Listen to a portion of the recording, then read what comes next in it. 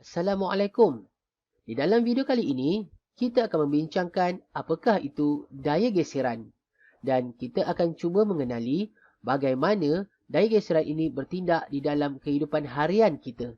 Jadi, apa kata kita mulakan dengan mengenali apakah daya geseran?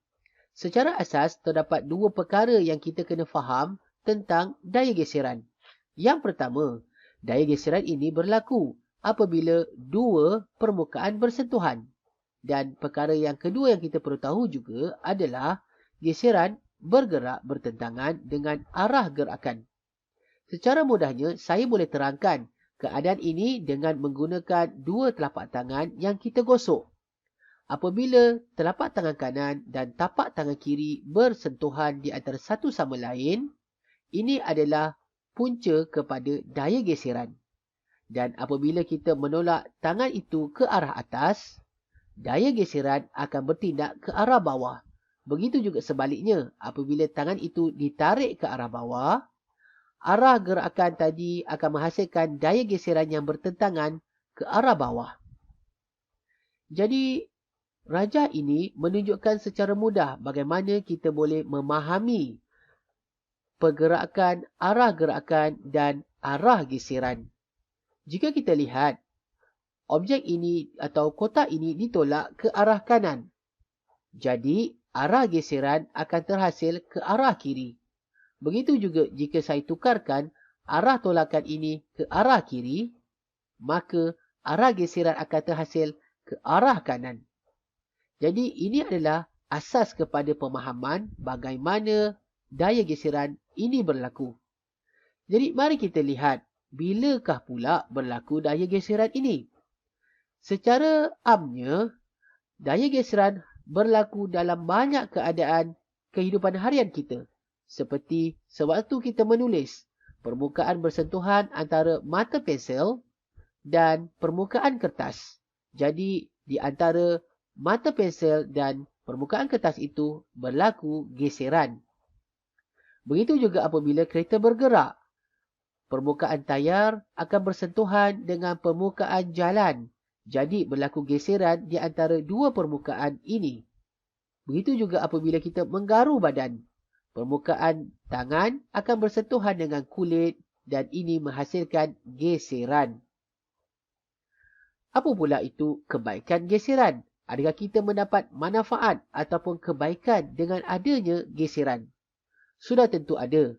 Geseran akan menghasilkan genggaman yang baik ketika kita memegang objek. Begitu juga apabila kita berniat atau hendak menghentikan sesuatu objek yang sedang bergerak.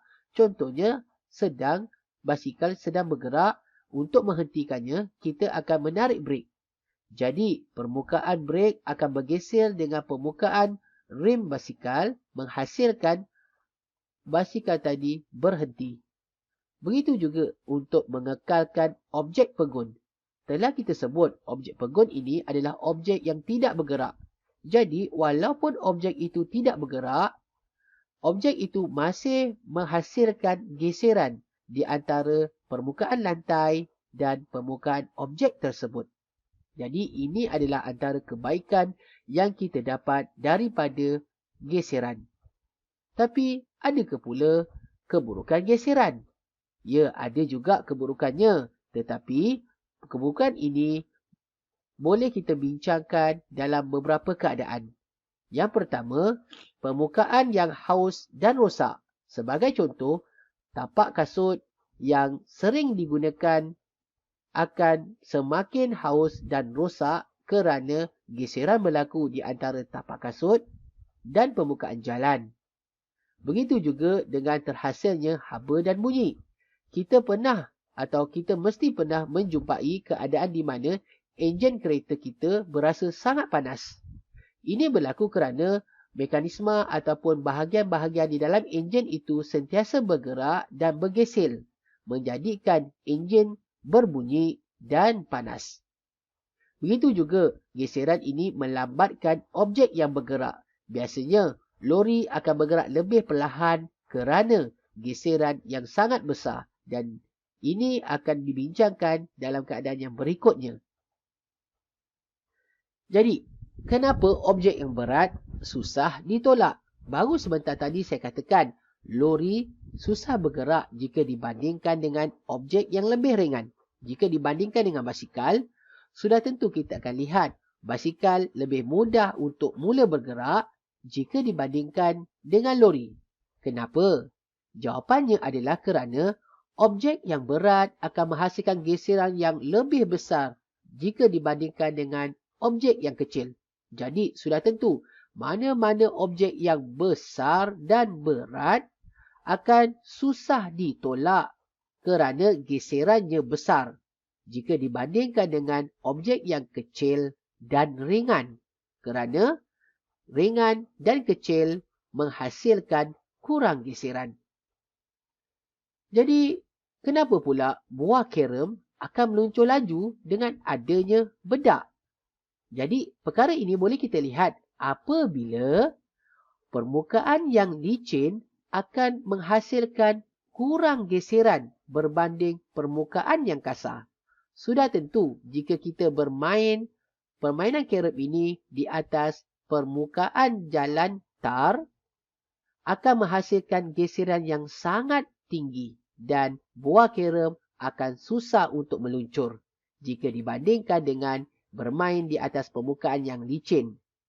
Malah, kita akan meluncur dengan lebih laju dan lancar di atas permukaan yang licin kerana kurang geseran. Jadi, apakah yang penting dan perlu kita tahu dalam topik ini? Yang pertama, geseran akan menjadi besar atau meningkat pada objek yang berat.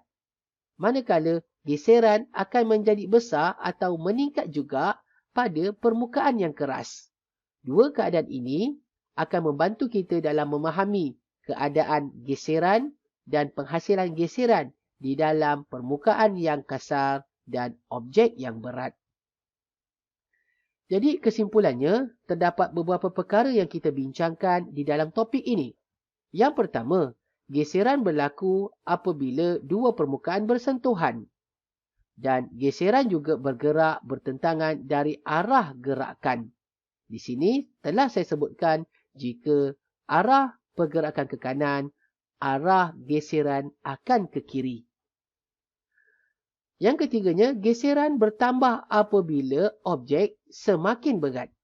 Jika nak mudahkan, saya boleh kata sebagai semakin berat objek, semakin tinggi geseran dihasilkan. Begitu juga geseran bertambah apabila permukaan semakin kasar. Jika saya lakukan penyataan yang lebih mudah, saya boleh katakan sebagai geseran semakin kasar permukaan, semakin bertambah daya geseran. Jadi ini sahaja perbincangan kita berkenaan dengan daya geseran. Moga anda meningkat kefahaman dan memahami keadaan-keadaan geseran di dalam tajuk ini. Sekian, terima kasih.